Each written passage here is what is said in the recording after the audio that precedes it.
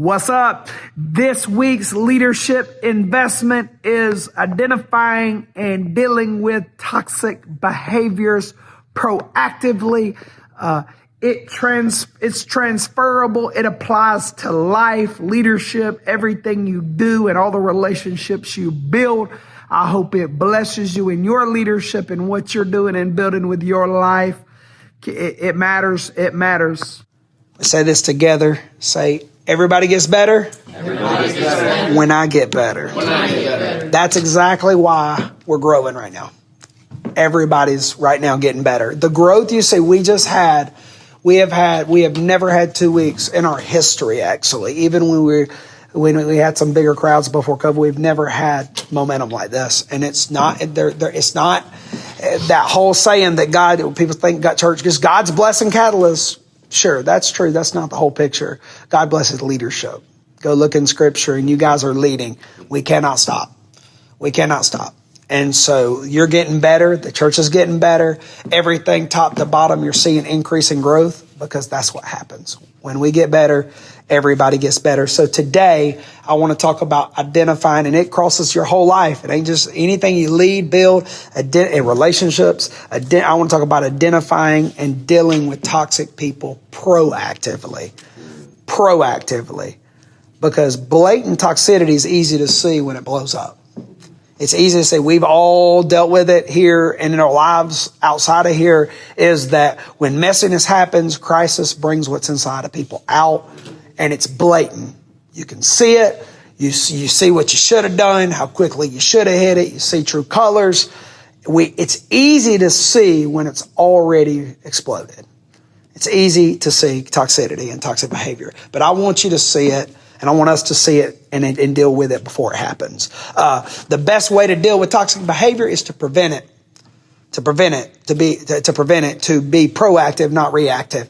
And so, one of the things that Todd actually shared with me, a great analogy that I was like, man, that crosses everything is, how you prevent, Donald Trump from getting a bullet graze his ear is you keep the shooter off the roof.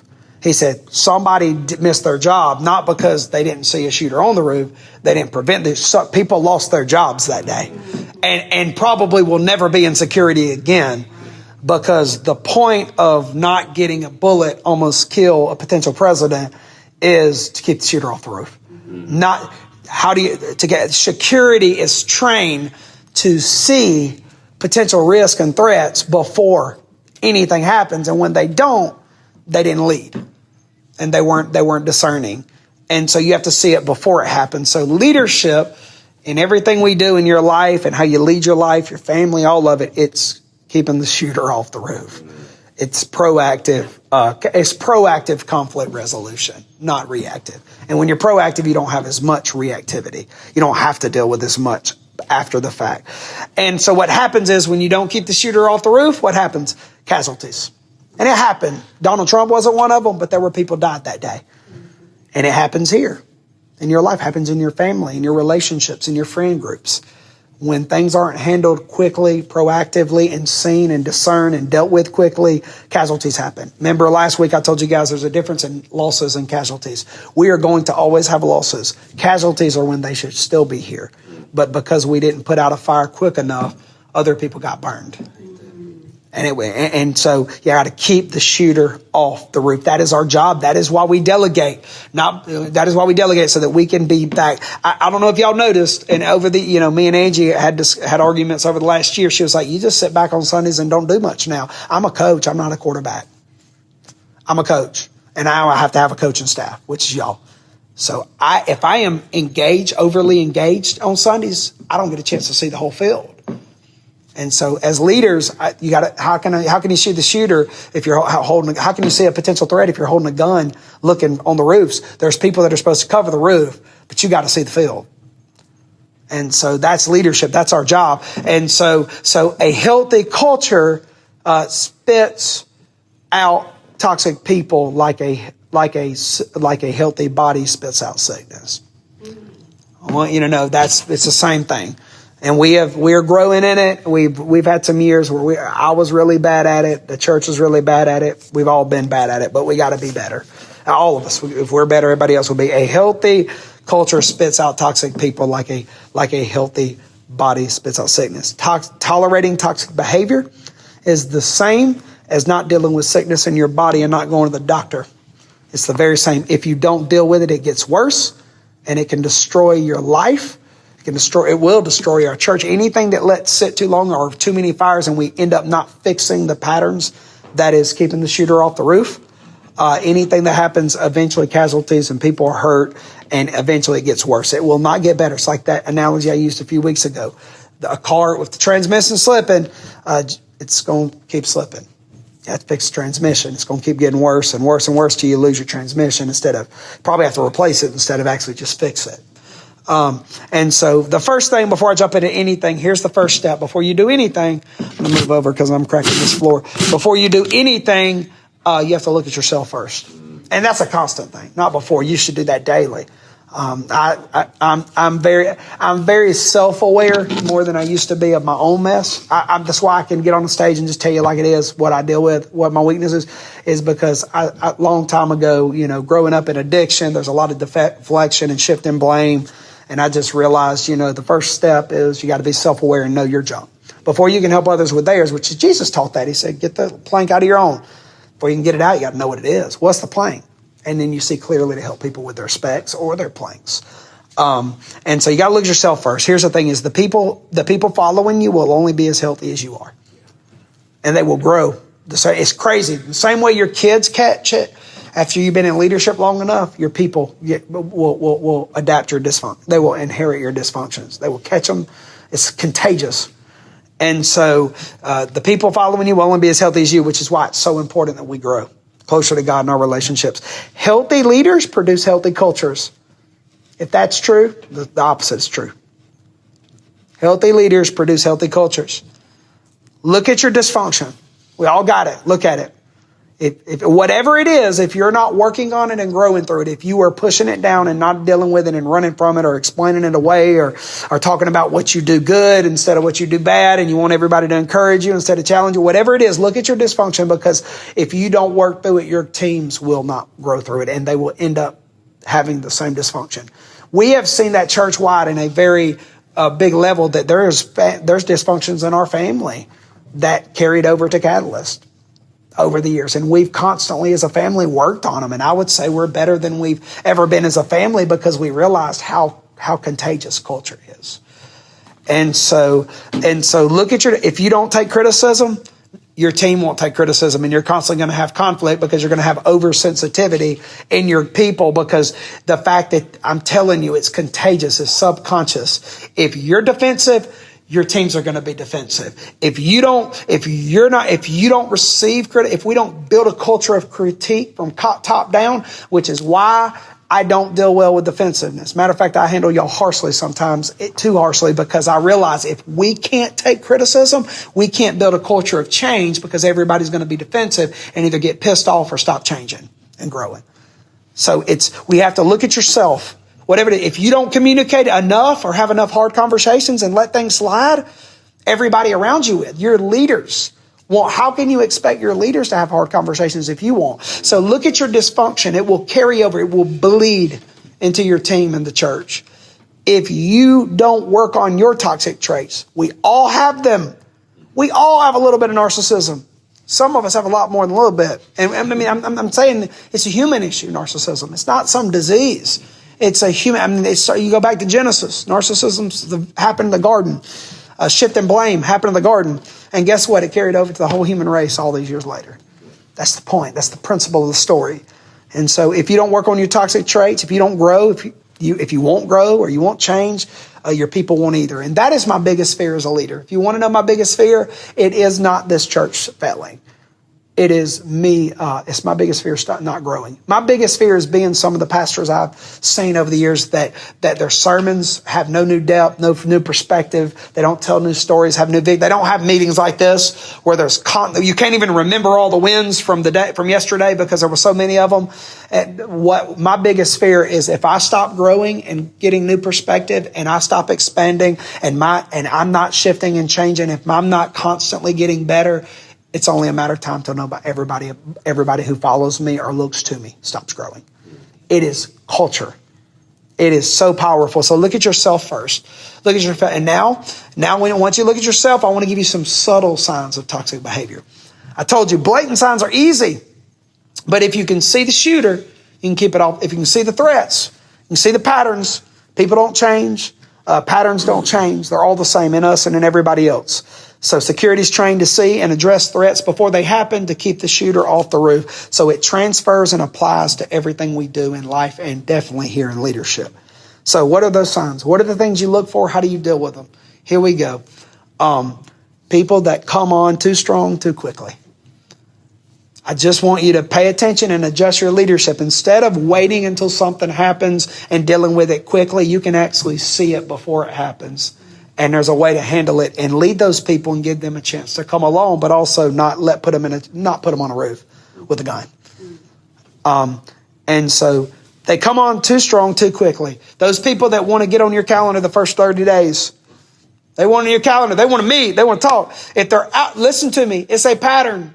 Patterns don't change. This isn't just me thinking I know everything. This is human psychology and sociology. It's patterns that years and years and now thousands, if you look back in the Bible, of the data. If they are outspoken and overly positive on the front end, they are typically outspoken, dramatic, and overly negative on the back end. I'll say that. Watch for it. If they are outspoken and overly positive on the front end, they are typically just as outspoken, dramatic, and overly negative on the back end. It is a toxic trait that you look for to keep the shooter off the roof. Where'd you find this information? Years and years and years and mostly hard lessons, because that's where it started. I mean, y'all, I talk about it all the time. I lost some of the people I love the most in my life that loved me the most because I didn't see it before. I could have kept the shooter off the roof and we would have some people that were probably still here and love Jesus. I've learned this. I've done this. I've done this the hard way. That's why I'm very, very, a lot of times y'all think I'm being mean, but I'm protecting you and your ministry and your marriage, because if you crumble, if this piles down, crushes you. That's why I'm big on things like off days even. But there's so many dynamics. If this thing comes crumbling on you, it falls down on your marriage and your family too. I told Angie's over the years, I'm like, do you realize our family is so heavily ingrained in this church? So if the church fails, it's going to crush our family too. So I have to protect it. That's our job as leaders, to protect it. And so people that come on too strong, I'll say it again, they are typically, if they're outspoken and overly positive on the front end, they are typically just as outspoken, dramatic, and overly negative on the back end. It's just the patterns. You see it. People who are moderately impressed on the front end are probably your mature and healthy people. The ones that warm up, they're passionate, a.k.a. what Bradford opened the meeting giving us disclaimers of why it wasn't his idea to get ordained. The fact is, he was here and didn't even plug in the first few years. And honestly, until everything fell apart, he was here 3 years before that happened. He began to ask, how can I help you, Ben? I see you're struggling. Healthy people do wait. Humble people do wait. There's this maturity in they warm up, their passion builds as they discern and see God's doing something, and they buy in slowly. They are all in. They're passionate. Mark Aker, I didn't even know the first 2 lunches how qualified that dude was in corporate. Had no idea. I just saw a dude that was friendly. His family was coming. And I said, hey, you want to go out to eat? Because, I didn't have all these people around me. So I was doing lunches trying to change a culture, because I spent the first 3 years here just like a hermit leading in here. And I didn't build any relationships. And when things fell apart, I was lonely. And so I began. Mark Aker did not even try. I talked about having him my overseer 6 months before I talked to him. Like I could see it. Mark just very slowly came on. You look, your people they warm up and they're passionate. The passion and optimism builds moderately, not quickly. They're not bringing you flowers on your first, before you even go on your first date, thanking you for having a date with them. For real, they come on too strong. Oh, it happens. And they stop. It's over. We're all recording. People who come on strong when they meet you, barely know anything about you, about Catalyst, are led by emotion.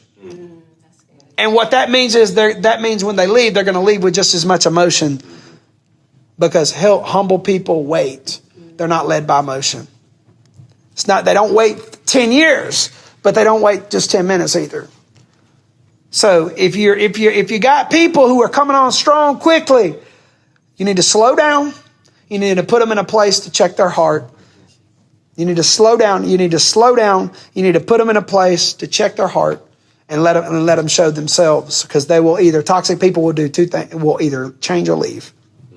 Toxic behavior, you change or leave. If you don't give them what they want, they may leave, but they won't be on the roof to shoot somebody. Keep the shooter off the roof. When people lead with a lot of advice, that is the second. So they lead with a lot of advice. When people give a lot of advice, criticism, and even ideas on how the church can get better, you just met them, and they're excited. They said, my family loved Jesus. The whole family got baptized. I'll do anything for this church. But they're giving you ideas and input, even positive, negative. When they're trying to get on your calendar and give you ideas, just know that is not a good sign. Slow down with them. It's your job to hit the brakes, and they will either align, but if you let them have their way once or twice, you get caught up in it, and they're going to take a lot of people with them. Casualties happen. Keep the shooter off the roof. You got to see it before. Keep the shooter off the roof. You got to recognize it. That's the second one. Third one is when people want to be the center of attention. I tell you, talk about learning the hard way. Connor called out some that we had a couple of years ago. He won his first couple months here. We just needed some help. We lost so much of our worship team. And Connor told me, and I wish I listened. He identified. He gets that from his mama. He's a discerner. He gets it from his mama. He got that spiritual gift. But they gets it from Jesus. But his mama's got it. No, he was very concerned. He's like, I don't like this, and I'm like, we need help. And he was right. And so what happened is we lost people to this day. There's people that are sitting at Midway because I didn't say, Connor, you're right. Let's hit the brakes. When they're the center of attention, what does that look like? That means they make decisions. They put themselves in the middle of their ideas and decisions. They're very opinionated and territorial. When you hear from them too often.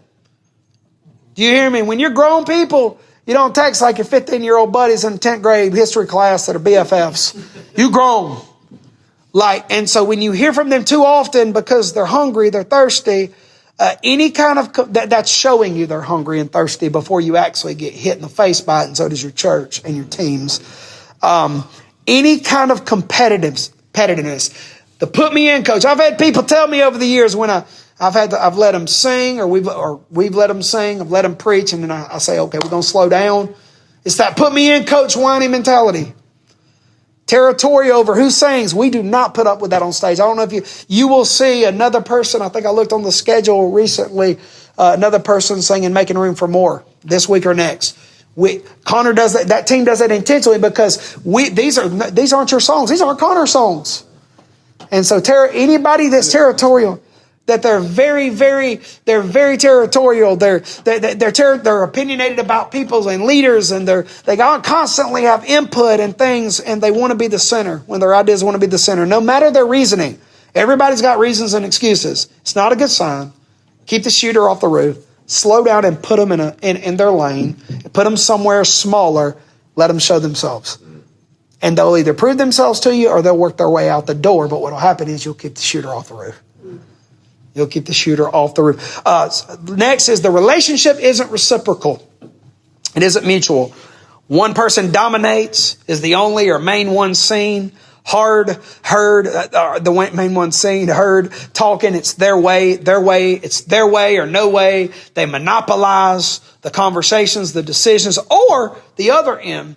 The other end is that you do all the work, you do all the follow-up, you make the decisions, you have all the hard conversations. They don't do any of that. They get to do the fun stuff, because writing and creativity is fun stuff. Writing sermons if I did that all day, my life would be gravy. I'd have the easiest staff job I could ever have is writing everybody's sermon material in every department of the church, and I could do it and do well. No stress. It's easy. You don't get to do the fun stuff. Leadership is about doing the hard stuff. And so when you see people that are not doing their part, when relationships aren't mutual, this applies to your life, your friendships. If it ever happens in your marriage, you have to have conversations. When your kids get older and they're not doing their part, and you're asking them. So proud of Garrett. Woke up on a Monday after working his tail off. Man, I walk in the kitchen this morning and dude, he's already taking trash out. I was so proud because, but you know how many conversations we've had to have? Bro, this is your house. And so the thing is when relationships are, you got to have conversations. You have to change people, adjust. We're making a lot of moves. Some people are going to win, but when they're not winning, or it's not, you got to be willing to adjust and put them somewhere else and let them show themselves. Keep the shooter off the roof. That's how you do it. Keep the shooter off the roof. So the relationships aren't reciprocal. Also, with leadership right now, you guys are making moves, putting people in leadership roles that have influence.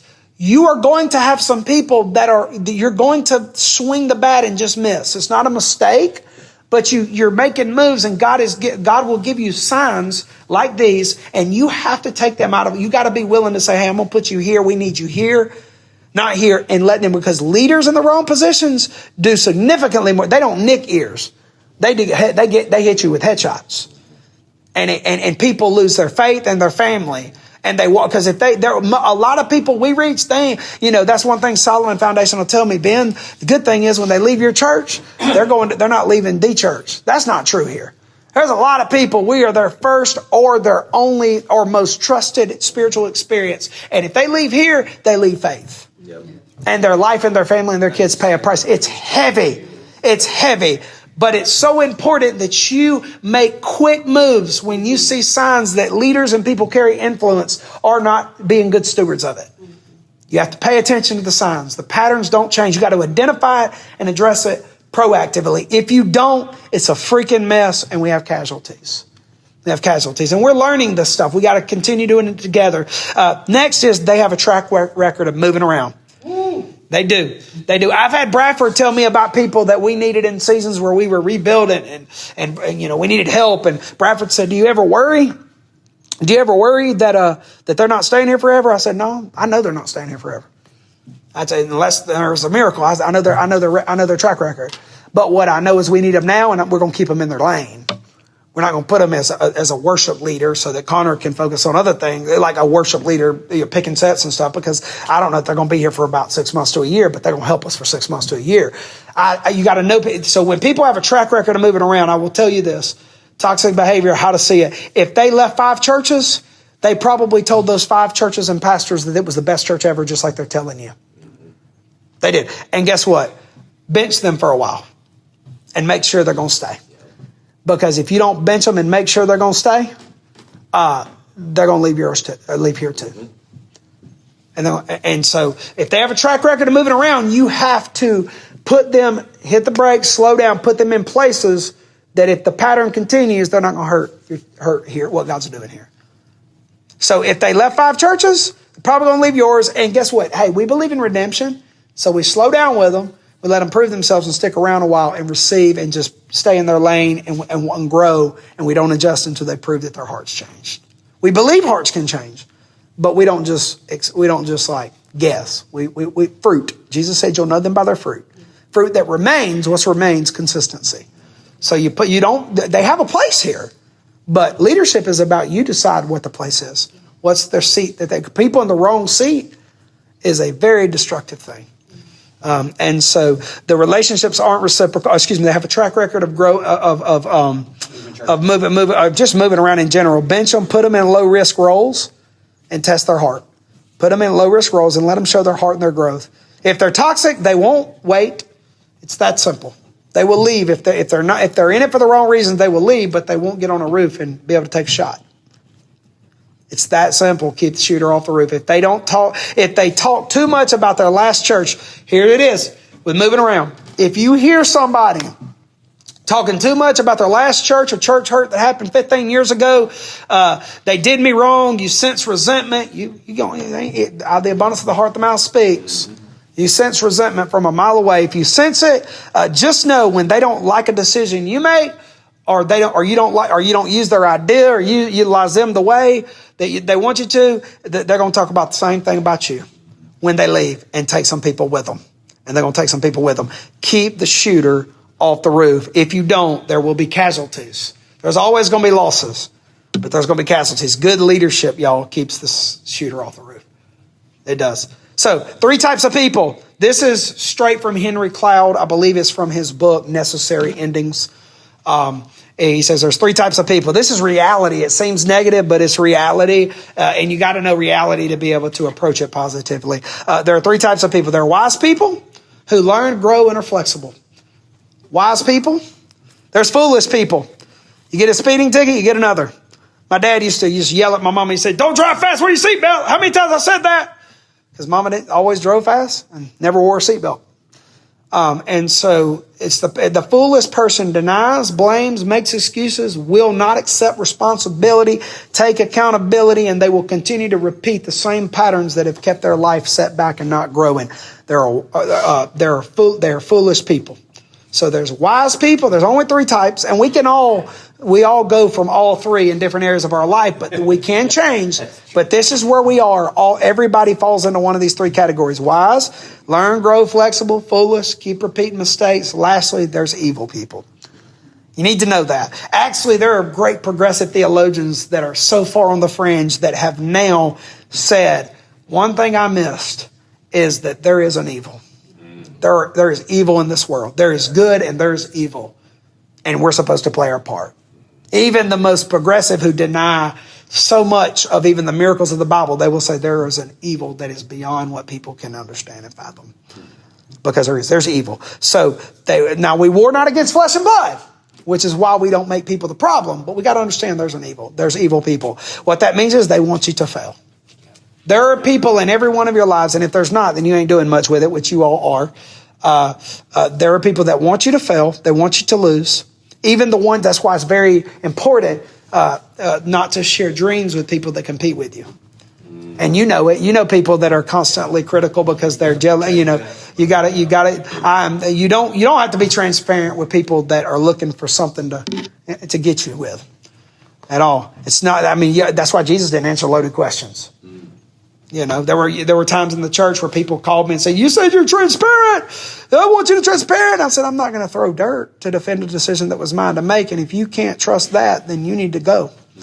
And these are the things I learned, is that like you have to deal with it so quickly. So wise people, foolish people, evil people, jealous, they sabotage. Evil people jealous, they sabotage, and many don't even see it. Most evil people don't even see it. They won't admit it.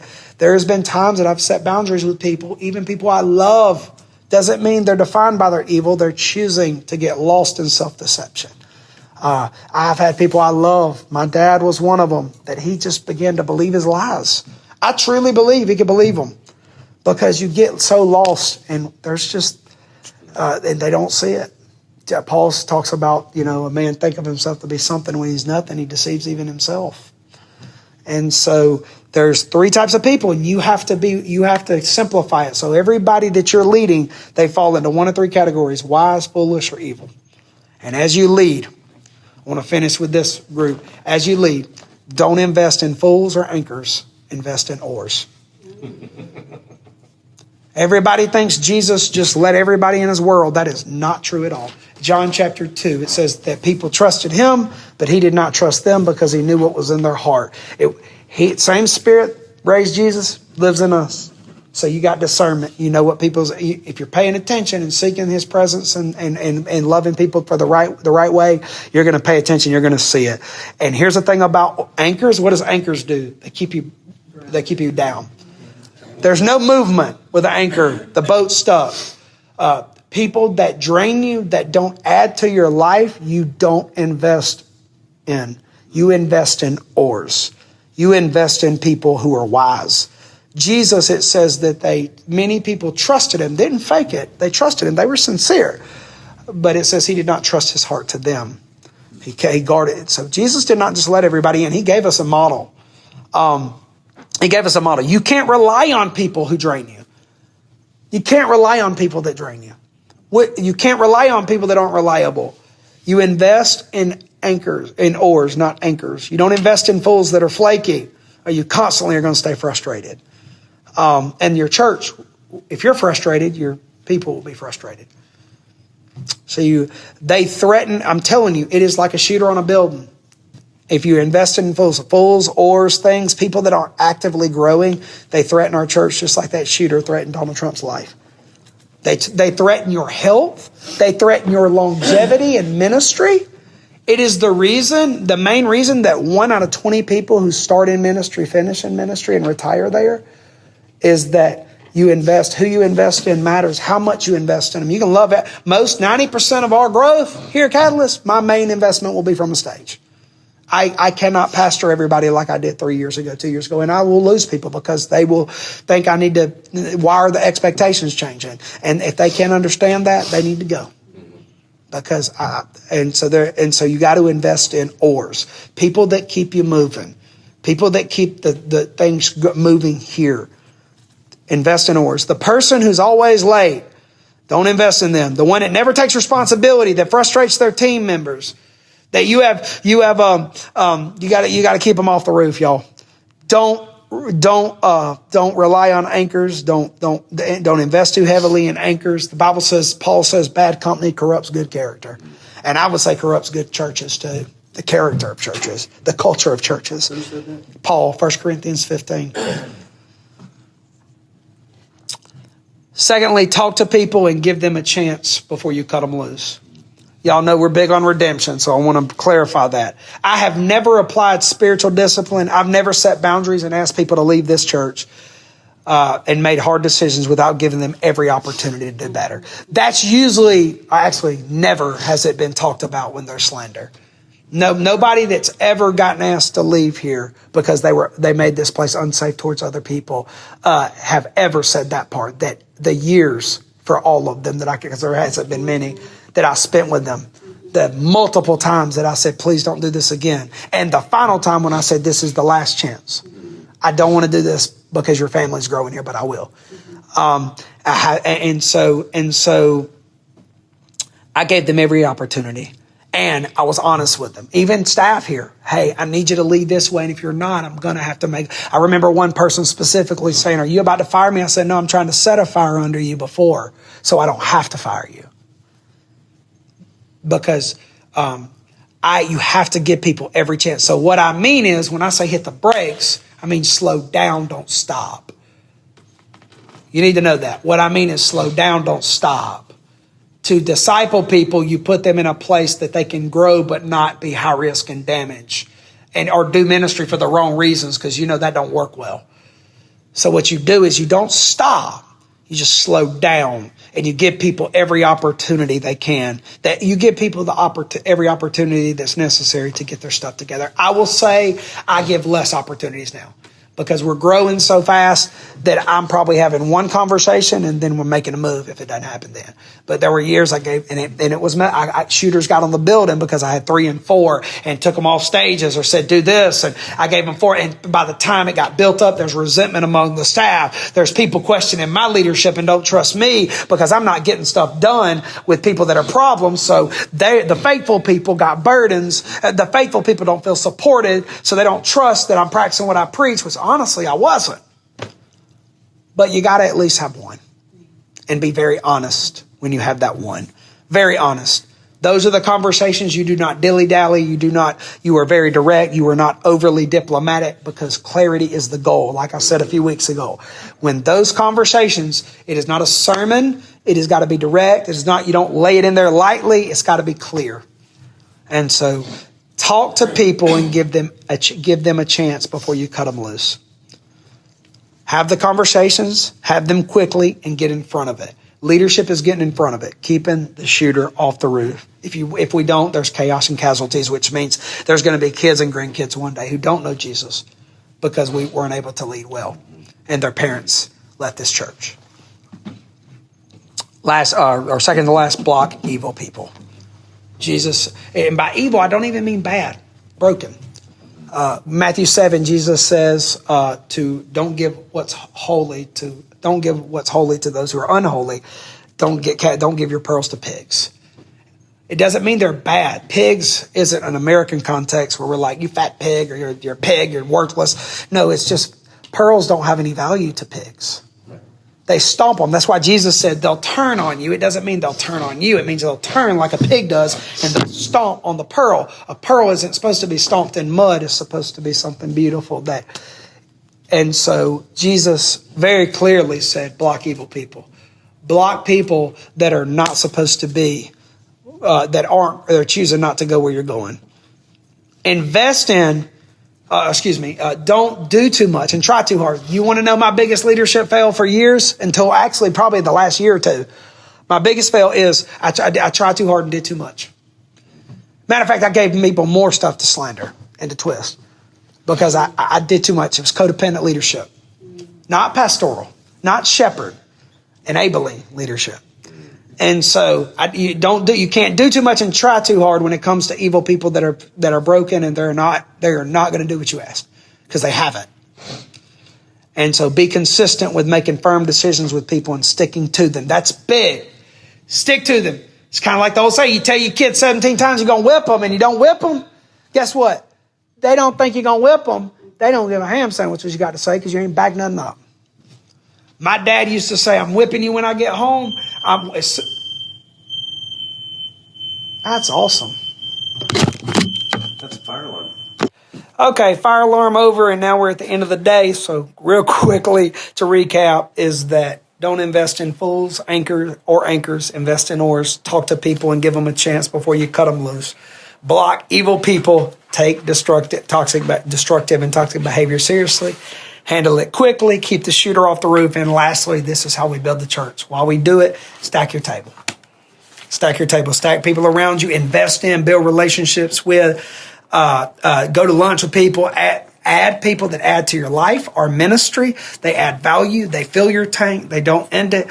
Solomon says, walk with the wise and you will be wise, but a companion of fools leads to destruction. You stack your table. We can grow this church as big as we stack our table.